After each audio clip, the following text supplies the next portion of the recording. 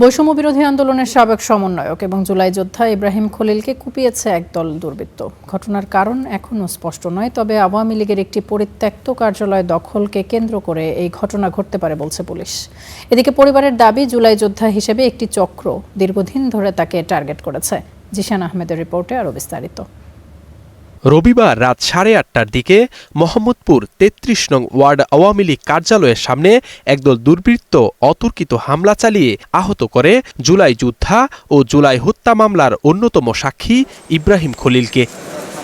তাকে আহত অবস্থায় উদ্ধার করে প্রথমে সোহরাওয়ার্দী হাসপাতালে নেওয়া হয়। অবস্থা আশঙ্কাজনক থাকায় পরবর্তীতে নেওয়া হয় পঙ্গু হাসপাতালে। এ সময় প্রত্যক্ষদর্শী ও স্বজনরা জানায়, বেশ কিছুদিন ধরেই হামলার আশঙ্কা করছিল ইব্রাহিম। চার দোকানে চা খাইতেছিলাম, এর ভিতরে হুট করে কোথা থেকে জানি 4 জন লোক আসছে। এরা মুখে গামছা বাঁধা ছিল, ঠিক আছে, এবং আপনার গামছা বাঁধা ছিল একজন না দুজন জানি, আর বাকি দুজন ছিল বোরকা পরা।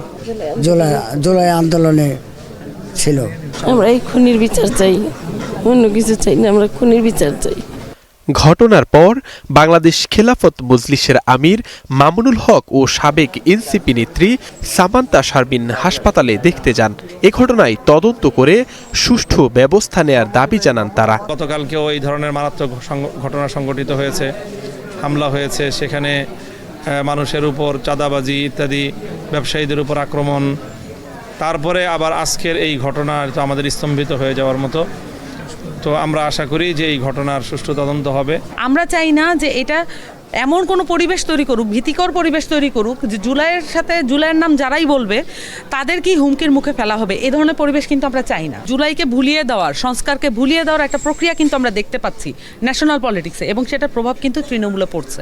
মোহাম্মদপুর জোনের এডিসি জানান, আওয়ামী লীগের পরিত্যক্ত অফিস দখলকে কেন্দ্র করে এই ঘটনা ঘটতে পারে, তবে তদন্ত শেষে আইনানুগ ব্যবস্থা নেওয়া হবে বলে জানান তিনি। ৩৩ নং ওয়ার্ড আওয়ামী লীগের যে কার্যালয়টা ছিল, এটা তো পরিত্যক্ত অবস্থায় আছে। বিভিন্ন জন বিভিন্ন সময় বিগত 1 বছরে দখল করার চেষ্টা করেছে। এই নির্বাচনের পরেও আবার এটা নিয়েই আলোচনা হচ্ছে যে এটা কার দখলে থাকবে, কে দখল নেবে। এখান থেকে একটা সূত্রপাত ঘটনা ঘটতে পারে। আরেকটা আশঙ্কা করা যাচ্ছে, সে যেহেতু জুলাই যোদ্ধা ছিল, একজন সমন্বয়ক ছিল, তো সেটা থেকেও কেউ কেউ বলতেছে এই ক্ষেত্রে কোনো পূর্বশত্রুতা জের ধরে কি তাকে কোপানো হতে পারে কিনা। তো এটা আমরা একেবারেই অমূলক উড়িয়ে দিচ্ছি না, আমরা দুইটা বিষয়ই মাথায় রেখে আমাদের তদন্তটা চালাচ্ছি। এদিকে রাজধানীর কলাবাগান এলাকায় বিএনপির 16 নম্বর ওয়ার্ডের সহ সাধারণ সম্পাদক শফিকুল ইসলামকে লক্ষ্য করে গুলি করে একদল দুর্বৃত্ত। হাতে গুলিবিদ্ধ হয়ে ঢাকা মেডিকেল কলেজ হাসপাতালে চিকিৎসা নেন তিনি। Zisan Ahmed, star news, Dhaka.